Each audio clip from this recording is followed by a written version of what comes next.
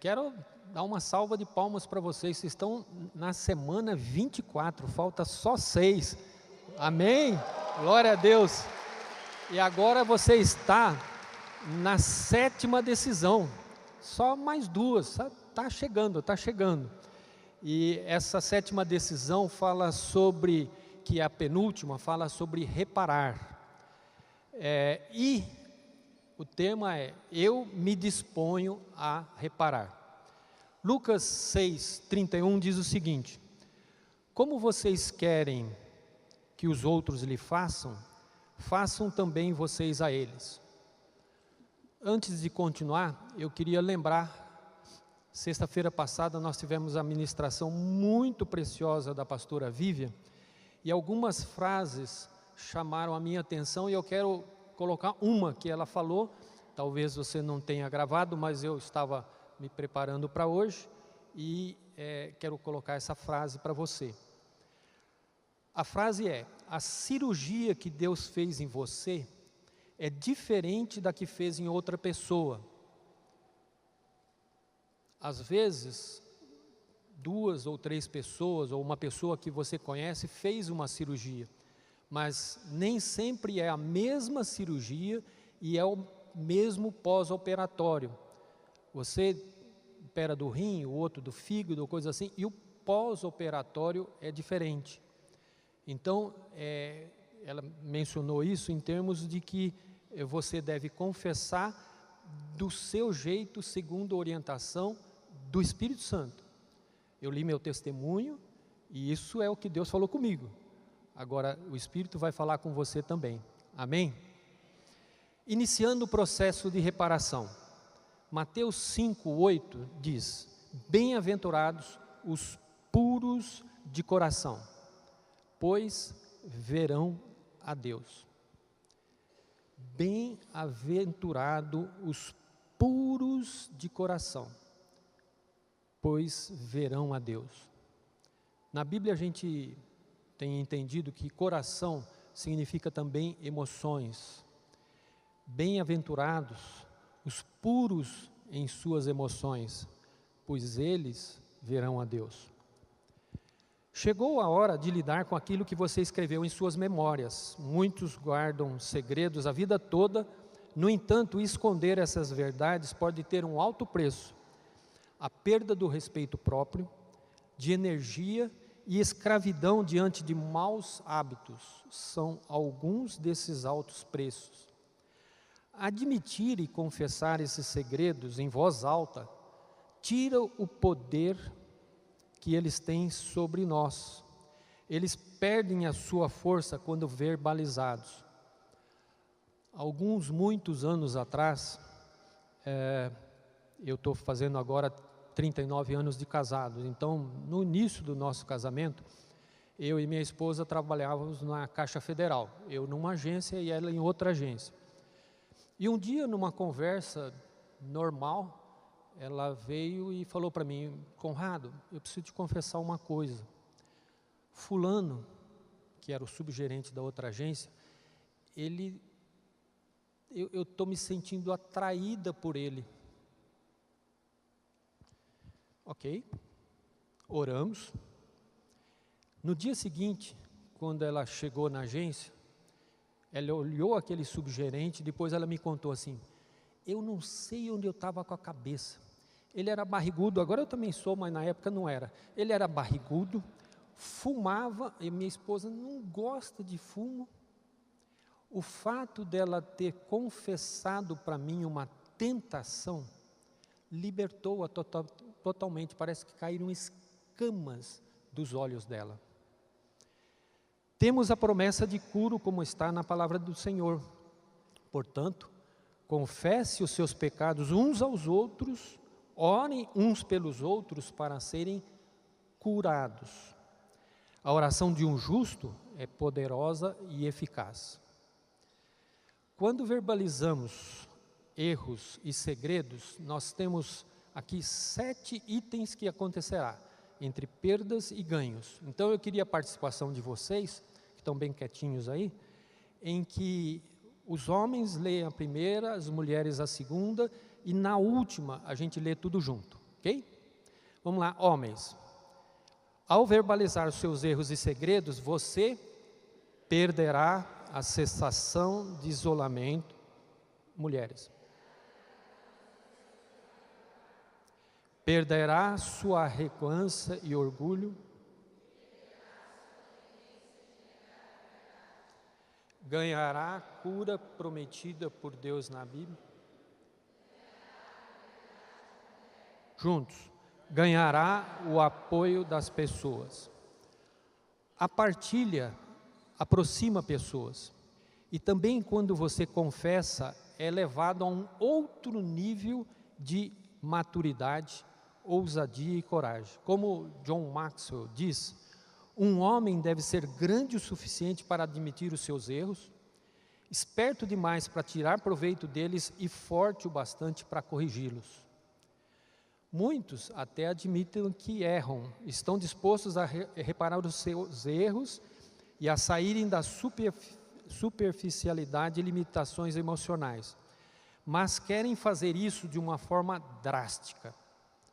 É como se estivessem andando de carro em uma movimentada rodovia e resolvessem parar no meio dela. Quero dizer que Deus ama muito você, porque quinta-feira passada, eu estava saindo aqui da colina, estava indo para minha casa, eu moro lá na Vila Ema, então eu normalmente pego a Dutra, saio ali, pego a paralela à Dutra, né? Passo em Vale Sul, Rodoanel, chego em casa. E o trânsito estava fluindo normalmente, aí logo depois que você passa ali o viaduto da Embraer, o viaduto ali do aeroporto, então tem uma via auxiliar de redução de velocidade, né? O Peter entende bastante disso, né? No sentido de que se você vai entrar na cidade, ali em frente ao vale, o shopping, você já reduz a velocidade ali. E assim, estava o trânsito fluindo normalmente. Estávamos em 3 carros, no episódio aí são 3 carros. O primeiro carro, quando ele chegou no lugar onde entra, não lá na desaceleração, mas no lugar onde ele entra, ele resolveu entrar. Só que ele freou, não deu tempo de entrar e ele meio que embicou um pouquinho assim. O carro que estava logo atrás dele, à minha frente, então fomos para a segunda faixa.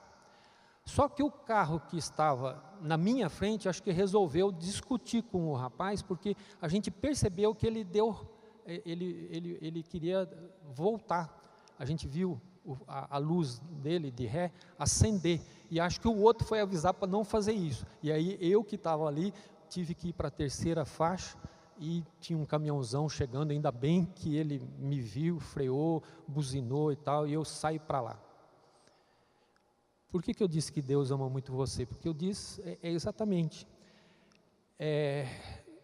se você, para fazer a reparação, você não pode fazer essa reparação como esse rapaz que na última hora, sem nexo nenhum, eu sei que nós vamos ter o grupo do Sem Noção, mas ele provavelmente está lá no grupo do Sem Noção, parou e quis dar ré na Dutra. Então, na sua reparação, nas suas memórias, lembre-se de mim, lembre-se desse quase acidente, que eu acho que eu passei disso só para dar o exemplo aqui para vocês. Você não pode parar no meio da vida ou da via para resolver seu problema, mas também não pode continuar como se nada tivesse acontecido. A reparação é exatamente isso. Logo depois de tomar consciência que aconteceu algo errado em sua história, identificado as pessoas que estão envolvidas no erro, como o nosso pastor tem colocado, uma lista a perdoar e uma lista a pedir perdão, verifica-se a necessidade de reparação. Mas só que isso não pode ser feito de uma maneira irresponsável, como aquele motorista que freou na Dutra na frente da gente, quase um acidente. Um ponto importante é ter sabedoria quando for fazer as reparações. O seu confidente pode ajudar muito nesse processo, porém, vale lembrar que pedidos de reparações, de perdão e reparações, devem ocorrer de tal maneira que não tragam mais danos àqueles que já foram causados. Você não pode parar para consertar um carro, um erro, aliás, causando prejuízos ainda maiores. Temos 2 exemplos aí. Um deles é a respeito daquele que o Cláudio sempre fala: se você não era cristão ou era cristão e praticou sexo antes do casamento, não é conveniente. Deus tem que vir e falar muito forte mesmo para você fazer a reparação nesse caso, principalmente se a outra pessoa já está casada. Eu confessei a minha vida antes de casar. Quem faz o curso de noivos aqui na nossa igreja tem uma aula sobre isso, em que a gente indica que seria bom que esse assunto fosse conversado e confessado e perdoado antes de casar. Porque se o perdão não for possível, você não casa. Porque depois que está casado, e aí talvez uma palavra para os solteiros, né? Depois que está casado, aí não tem jeito, aí você vai ter que perdoar mesmo, ou qualquer coisa nesse sentido. Então, toma muito cuidado com isso, como diz aqui o primeiro exemplo. E o segundo exemplo é aquela pessoa que usou drogas, foi até traficante de drogas e com isso causou a morte de alguém, ou alguma outra coisa semelhante, tá? Talvez você não tenha condições de fazer a reparação ou levar o perdão, como no meu caso do meu pai já era falecido, então você pode fazer como eu fiz, ou nesse caso ele disse sobre dar palestra em escolas, né? Reflexão. Você consegue assumir seus erros com frequência? Sim, não, nem sempre. O que fazer com as verdades descobertas nas escritas das minhas memórias? Primeiro, confesse suas falhas, ressentimentos e pecado. Quem esconde os seus pecados não prospera, mas quem os confessa e os abandona encontra misericórdia. Provérbios 28:13. Deus quer que você se torne próspero e admita que erro é realmente erro e que você é culpado. Quando eu estava lendo isso, eu fiquei pensando assim, aquilo que aconteceu entre eu e o Zimba, não tinha nada, era coisa de criança. Mas, ao fazer o encontro, e o Cláudio e eu oramos sobre esse assunto, imagina um colega de infância, na época nós tínhamos 5, 6, 7 anos, ele lembrar do meu sobrenome, Fanny Miller. Imagina uma criança lembrar de Fanny Miller e ainda lembrar do meu nome, Conrado. A confissão também é necessária para a comunhão, pois nossos pecados erguem uma barreira entre nós e o Senhor, entre nós e a nossa missão, entre nós e a nossa pessoa, as nossas pessoas. Eu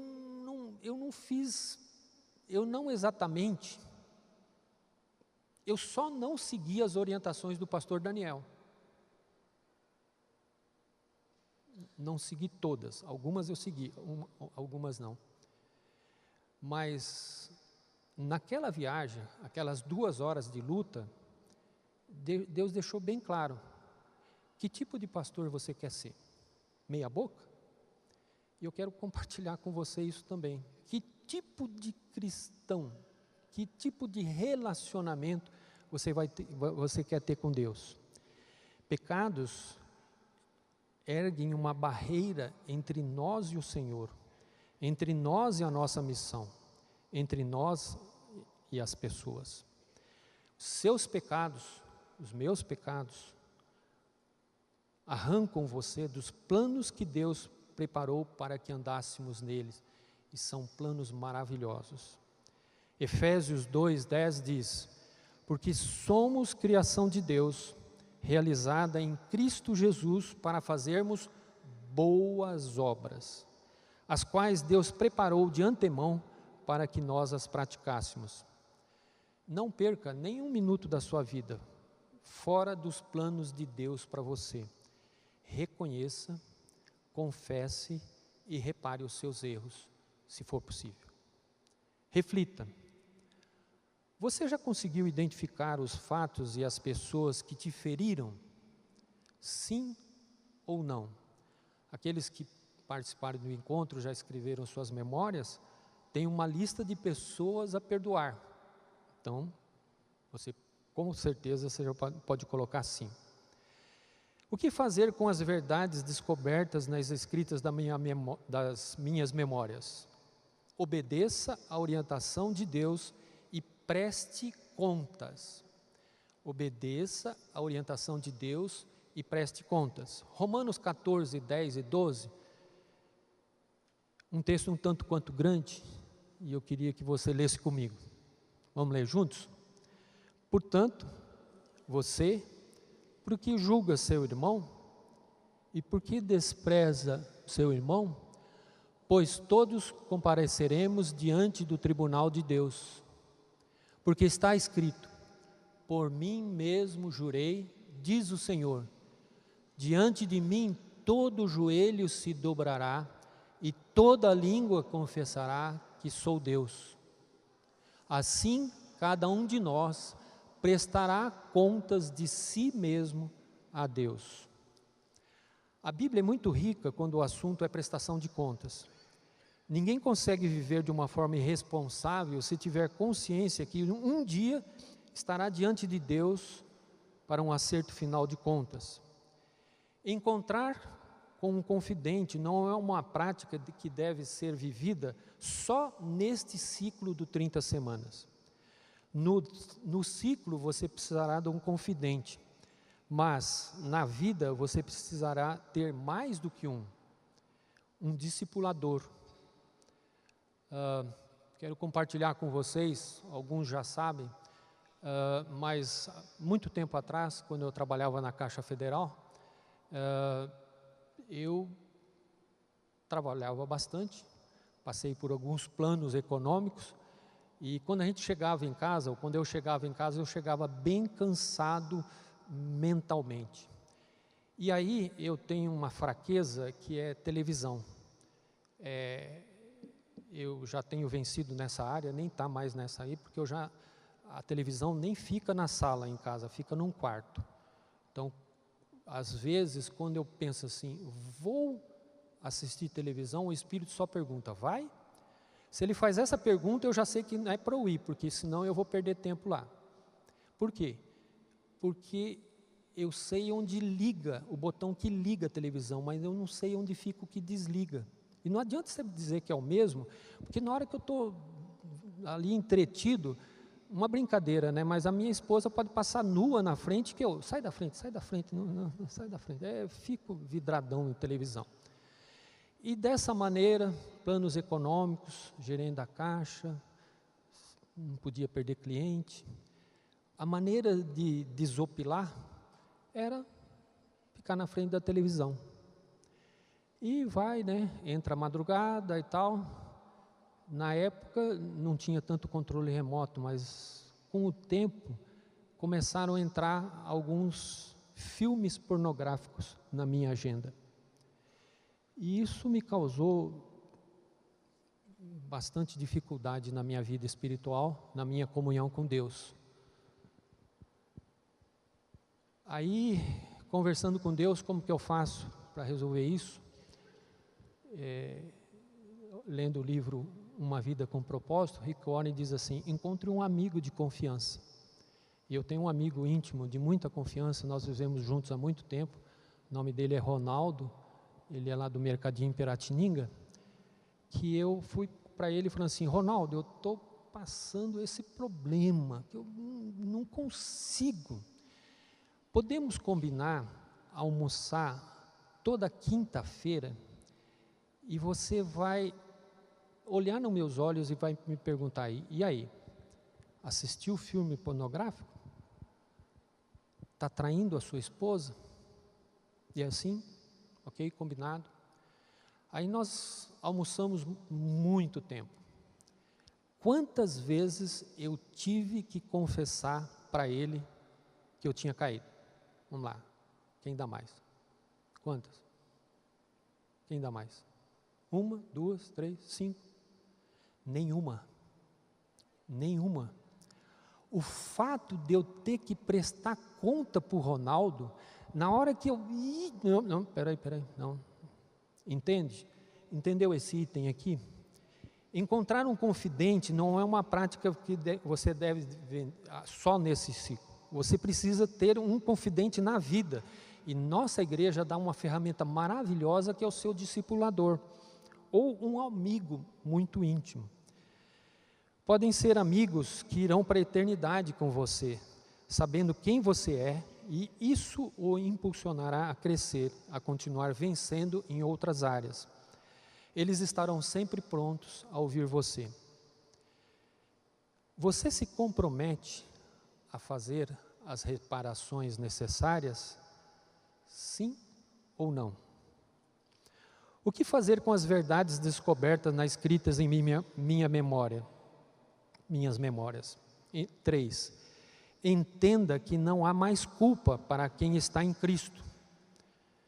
Portanto, agora já não há condenação para os que estão em Cristo Jesus. Romanos 8:1.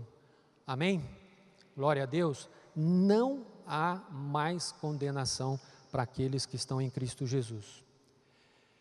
Por vezes você tem o hábito de ficar olhando para trás, vendo as coisas que te aconteceu.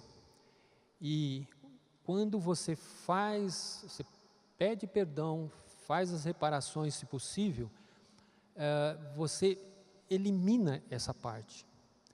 Como diz aqui, aquele que vive uma vida com Cristo vai através de Deus se tornando uma nova criatura. As coisas antigas já se passaram e as lembranças e as culpas do pecado passado devem e podem ser entregues a Cristo.